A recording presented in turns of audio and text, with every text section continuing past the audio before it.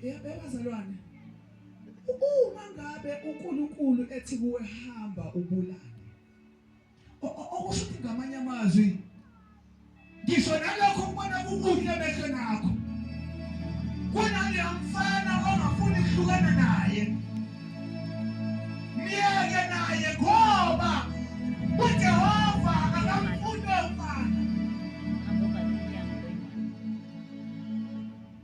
Kunezinto zakini osayibambile osayigodlile kodwa uthi ngizokhonza nazo, ngizodumisa uNkulunkulu ngizinazo.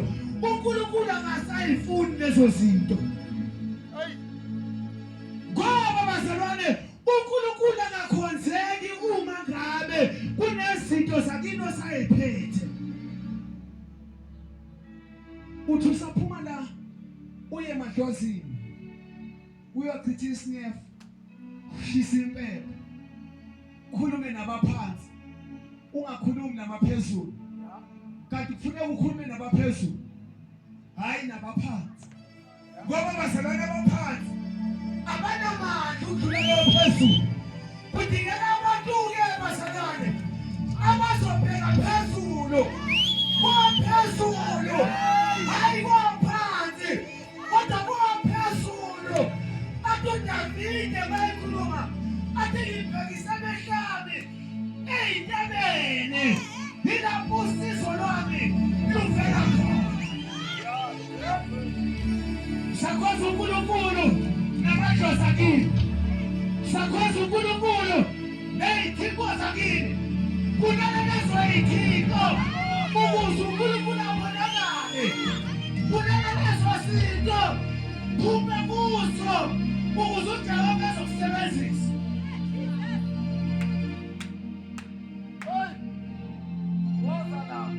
Ngizwa umsindo iBhayibheli, ngizwa umsindo omningi.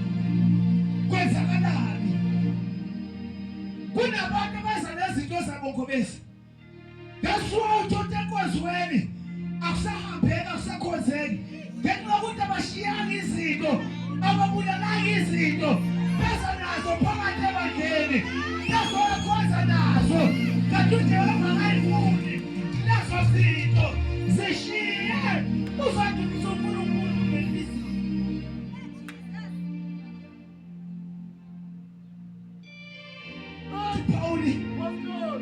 Pawuli mekhuluma athi yena konke okuyinzuzo yini kakushayidi ngenxa yokumazi uKristu. uPawuli uthi mekhuluma athi mina ngangiwumHebheru wamaHebheru, ngangisazi imithetho, athi mina umthetho ngiyawazi, athi akekho oyedwa phambi kwami, kodwa ngenxa yokumazi uKristu ngaziyeka zonke lezo zinto, ngalandela uJesu. Wangibamba, waphila kimi, waphila phakathi kwami, nanamhlanje ekuseni vumela uJesu waphila phakathi kwakho.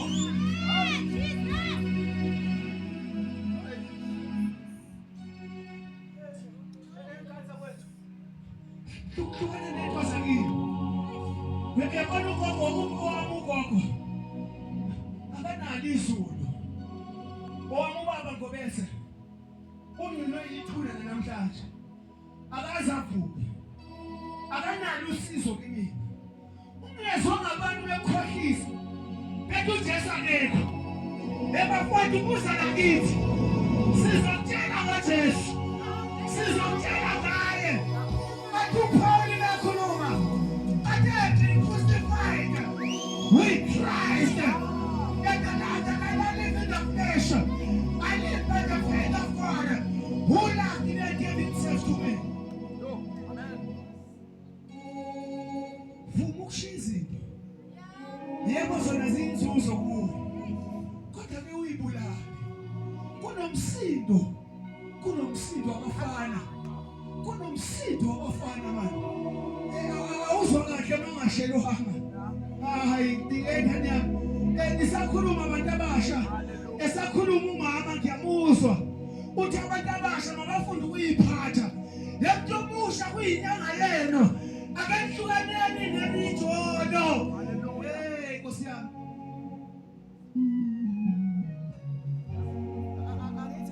senzile umjolo uameni yesawuzo uma sengithi into zabantu kanje bamkobesa bathi lo mfundisi lo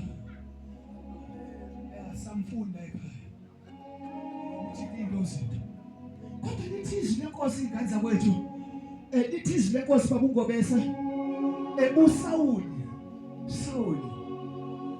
ukuze axabane noNkulunkulu ncebe yenkosi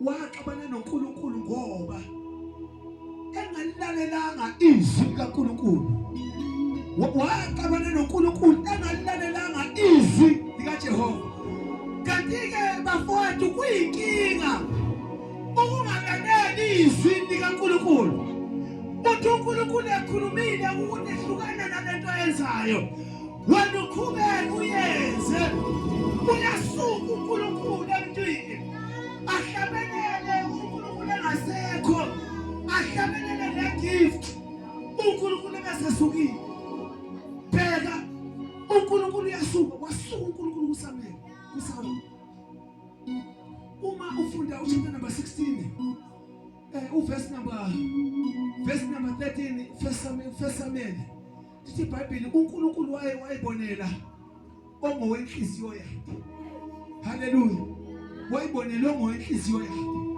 ngoba uSawuli enganjani yanga engamlalelanga uNkulunkulu lithi iSamuel yehlele endlini kaJese ugcwalisa uphondo amafuphondo lokho amafutha ngoba ngizibonele onhliziyo yami ozohola ibandla lami ozohola uIsrayeli ozokwenza intando yami ebazalwane ngizweni kule ndawo uJehova kunezinto angayifuni wena ozenzayo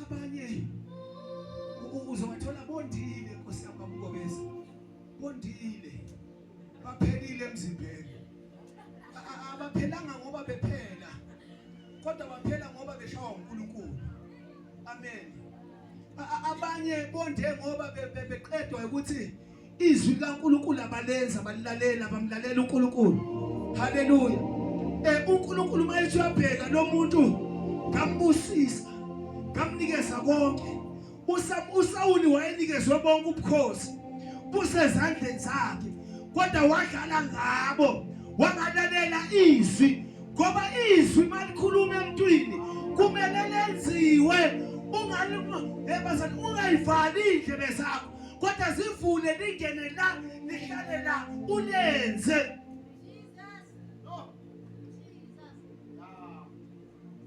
sibulawa ilolu hlobo ncebe Nkosi yabona ivangeli kulezi insuku njengotamati obovu kodwa ungabamba kabe vele uphihlile liphethe amafutha yaningizwa nina abantu ukuze bekwamukele kumele uze nesigubhu samafutha nebhodlela amafutha bafuna into eziphathekayo that's why ufanda ukuthi ncebe Nkosi kukhona abanye abaphatha imikhonto ungabazi ukuthi imikhonto yantoni kanti kumele ngabaphatha uJesu uJesu akasho ukuthi phathani imikhonto uthe phathathani mina nimfake enhlizweni niphile ngami namazwi amaphile kini ukuze nizokwazi ukunqoba izimpi zenu azona zenu kodwa izimpi zenu ngezikathi Jehova izimpi zenu noyilwela kuye ningayilweli nina ngemikhonto niphiwa ngabantu kodwa thathani uJesu kube uyena oqobelayo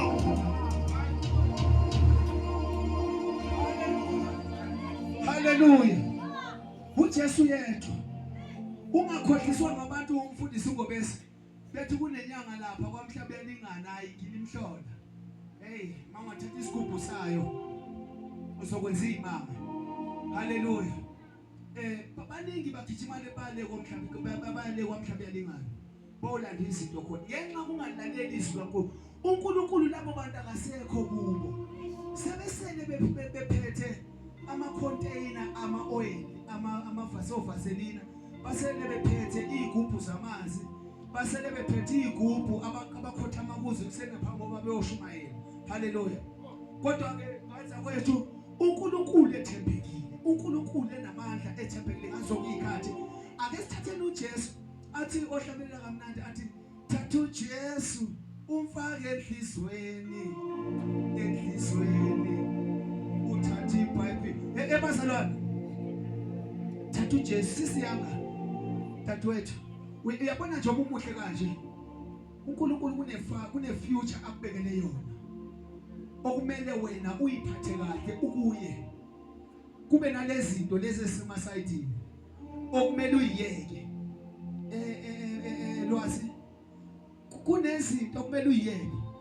Yabona lamantombazana akugijimisayo akulandela ngoba efuna ukuzothatha into ekuwo ashaya indiva mfana wami kuyaphila. Uyabona njengoba usibona sinje bamungobese kukhona izinto esayishaya indiva esayiyeka ngenxa yokumazi uKristu. Sathi sesimazile uNkulunkulu sayeka amantombazane ayanikizwa nina. Sathi sesimazi uKristu sayeka amantombazane ayikhona utshwala babukhona insango yayikhona ugwayi wawukhona amadlozi ayekhona kodwa sayishaya indiva zonke lezo zinto ngenxa yokumazi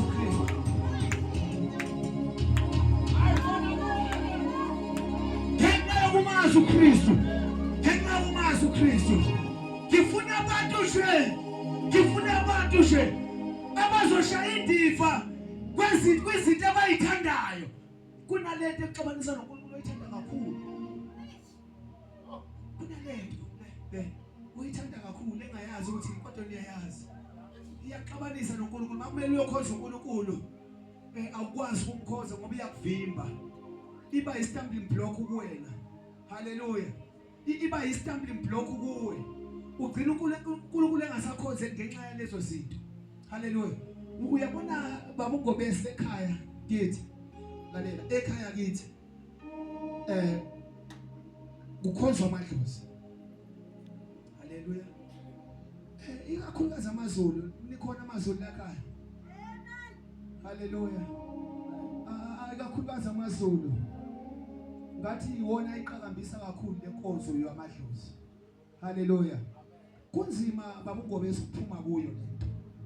Ungizwe kahle ngoba inkolelo yakuphi yasekhaya. Ayibonkosi. Mina ekhaya kithi Mgcotshwa kukhonzwa amadlozi.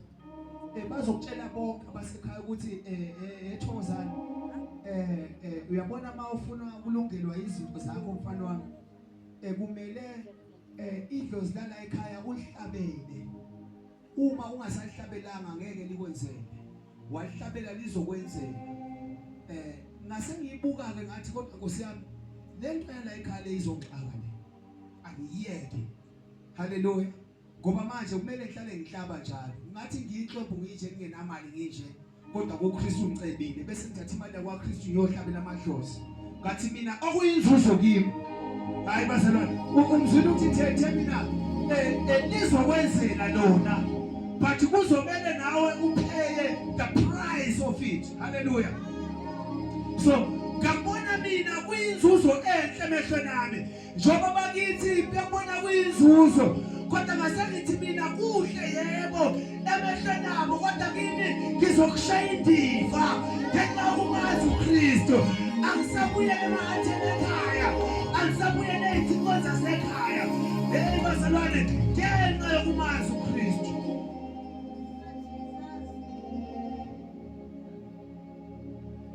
Behlile namhlanje, behlile Friday basekhaya bonke. Ungcobo uyangcwatshwa izolo. Engikwazi ukuthi bathe mabeqeda ukungcwaba ngoba bangcwaba ngelokho hayi ngemvu abahlabi abasebenzisa imvu basebenzisa imbuzi. Bathi kodwa lesibale simbuzi mamngobese uyawasithinta. Siyinkinga. Angazi ukuthi kwakushobani ukuthi siyinetwork yasebumnyameni.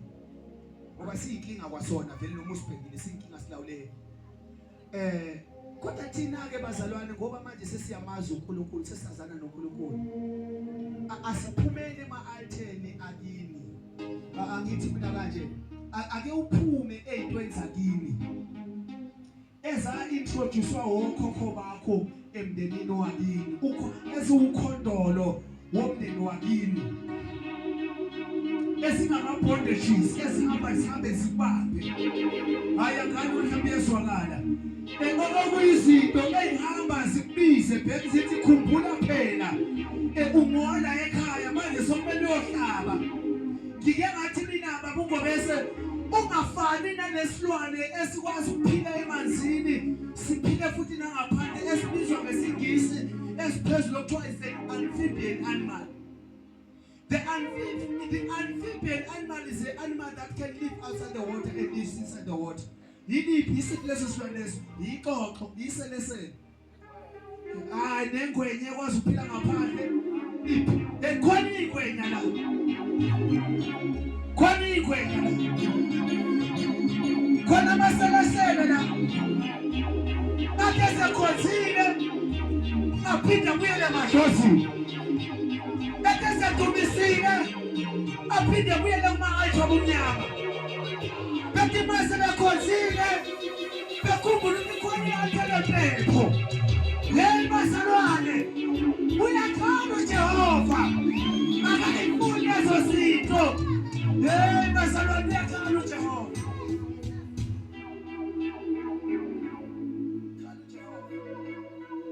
Khona uJehova.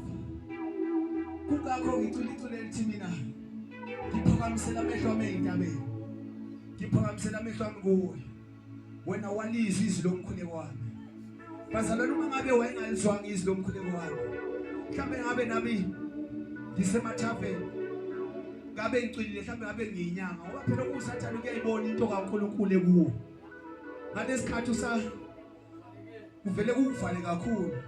Qhamuka umuntu esethi phela unento yabaphansi. Bathi uvela athi unesiphiwe. Hawu, bese uyabuza isiphiwo sami.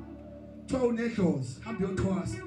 Kanti uSathane uvale into kaNkulunkulu wayiveza ngakuye. Sesewujika manje sewuba yisangoma kanti wena ubuwumprofeti kaNkulunkulu. Kodwa-ke ngenxa yokuthi bazalwane sesisindisiwe, asiphumeni ey'ntweni zasemakithi, phume entweni yakini, phume emadlozini akini, phume etshwaleni bakini. Ncema Nkosi, kukhona lento ethi umndeni uyaphuza. Bafowethu, ibukeka sengathi imnandi lento emehlweni abo. Babone mase bephuzile bayadansa, bajabulile, kanti hayi isiqalekiso kuphuza utata. Yes, kuphuza utata, kuphuze notamncane. Kuphuza utata, utamkhulu kuphuze notamncane, udakwa kwasanda ekhaya. Akasekho okhuza omunye. Nawe bese uyalandela-ke ngoba manje ubona utamncane ephuza notamkhulu ephuza. Bese uthi into right kanti isiqalekiso ezola phezu kwakho. uNkulunkulu uyokhala angathuli ngempilo yakho.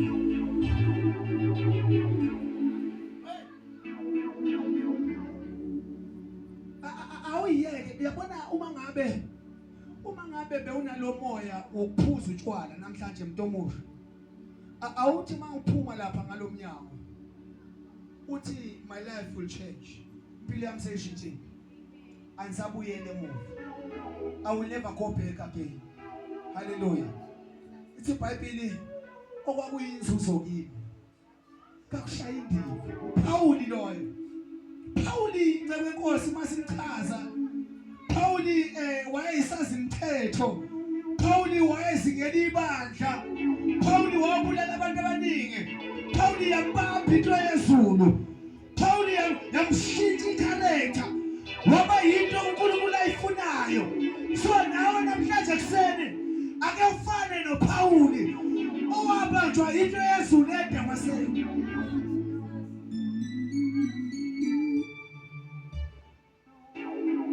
Ngoba iyabambana lento.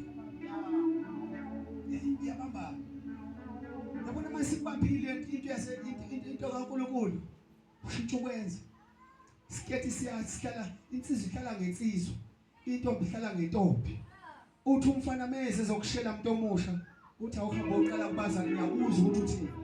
Kodwa awuqale lapha kubaba. Uyomchazela ukuthi uthini. Yes. Qale kubaba qala. ungezi kimi ngiyakuzwa wena uthi awuyeyiveza lapha kubaba. Haleluya. Ungabi le ntombazane ebizwa ukuthi yibhulu leplaza. Haleluya. Makufuna inkomo usuka kuwo bazothenga inkomo kuwo mabe ibhulu leplaza. Shintsha ntombazane hlakanipha iBhayibheli hlakanipha njengeinyoka kodwa libe mnene njengamajuba. Ungabi intombazane kavuma konke. Fana amayeza athi ngiyakuthanda unamanga akuthanda unamanga khohlisi usathana namanga ufuna uzodala ubusha bakho. Ufuna ukushiya nengane baqeda ukushiya nengane uzoyikhulisa wena. Jijima nabanye le ngaphandle. Useyobona abangcono kunawe. Ikakhulukazi abantu abasha amantombazane iwona kakhulukazi ngeke engwakhalelayo. Uyabona abantu abasha amantombazane nceke iwona kakhulukazi engwakhalelayo ngoba manje usathane ufuna ukuqeda ngabo ngoba uyazi ukuthi kunento kaNkulunkulu. Uyabona uyathi inceke mayikhuluma yathi kwalingwa osifazane ensimini yase-Edeni yaqala ensimini yase-Edeni ukuze singene kuphi esonweni. Nokukhulula futhi kweza ngowesifazane. Yaningizwa nina sisambulisa lento eyikhulumayo. Haleluya. Into yaqala kuphi? Size siwele esonweni saqala ensimini yase-Edeni. Ukuze sikhululeke futhi saqala ngowesifazane. uJesu wangena kowesifazane wahlala kuye. Haleluya. So uSathane une-understanding eyodwa ukuthi uma ngeke ngabulala owesifazane ngaqeda ubusha bakhe phelile ngayo. Ngoba kahle uSathane umelene nenzalo. Kodwa intshuma ilangelinye la. Haleluya. Intshuma ilangelinye la. Kodwa nje into engizoyisho nganza kwethu sesihamba emini namhlanje ngizothi mina okwakuyinzuzo kimi ngakushaya indiva ngenxa yokumazi uKristu. Haleluya. So nawe mhlawumbe khona izinto oyithandayo khona lokho okugijimisayo kuyeke uNkulunkulu uyakufuna ukukusebenzisa. You are unavailable ngenxa yezinto oyithandayo.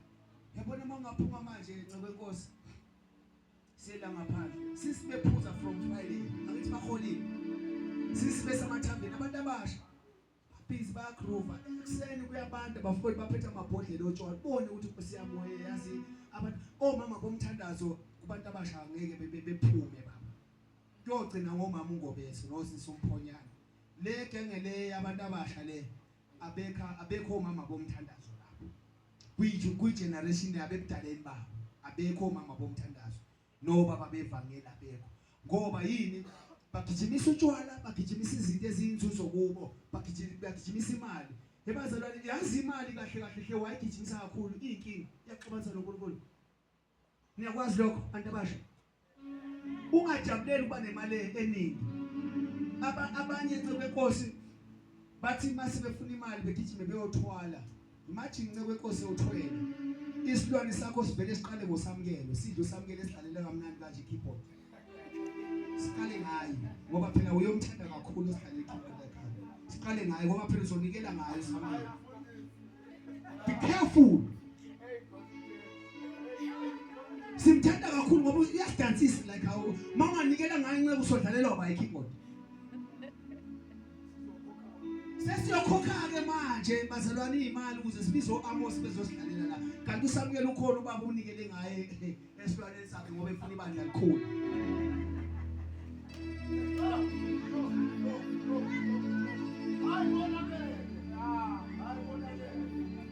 Yebo bafowethu lokho esikubona sengathi kuhle emehlweni ethu asikuyekeni ngenxa kaKristu Jesu.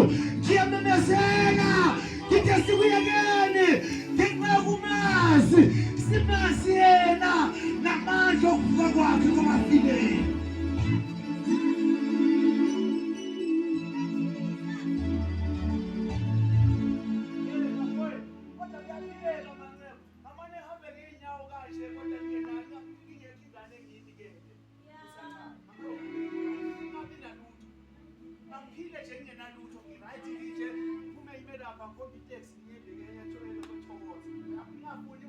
Ngafuni imali kodwa kube khona ingane engeke yofuna engase ngithini.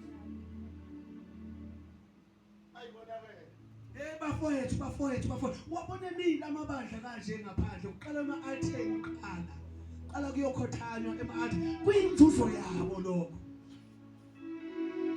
baqala beyokhothama qala mcoco bephaphathe bechithe lokho abachitha bekhulume nabo ethi asambe phela mjinta asambe phela soshumayela emgodla ahambe naye afika hlale lapha emotweni ngaphandle akathandazi lo muntu akalifundi izwi lo muntu ufika sekuthiwa yes papa kuthiwa nqaka bazalwane la sishumayela ivangeli likanqaka la ivangeli leyinzuzo asishumayeli la sishumayela ukuphila nokusindiswa komuntu komphefumulo womuntu nokuya ekhaya ezulwini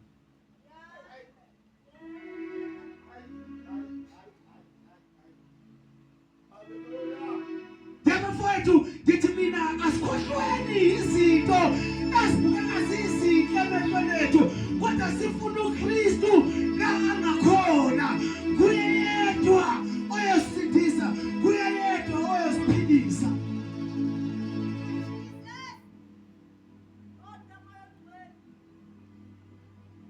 ngithanda ukuqala la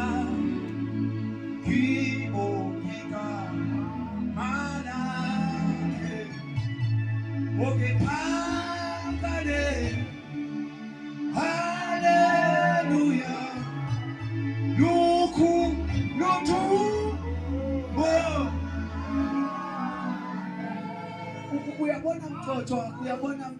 Uyabona mfowethu dala ngihamba nawe mfowethu dala sisuka kwaMchunu asikakashintshi lento esiyiyo sisaseyilento esiyiyo haleluya sihambile sangena ezintweni bafika befundisi bezama ukuzosithwalisa kodwa ngenxa kaKristu aningizwa ngiyangizwa kodwa la bafika befundisi bazalwane njengoba nimbona namhlanje nimbona la angiqalanga namhlanje ukushumayela dala ngisasengumfana cishe ngaqala ukushumayela ngalokhuthi lo sinetha sinkhaya ibandla lishawo sathane livuke kwafika umfundisi wathize ngizokuxoxela nceke yakho yona ebandla le yami nawe sithu hayi ibandla kufuneka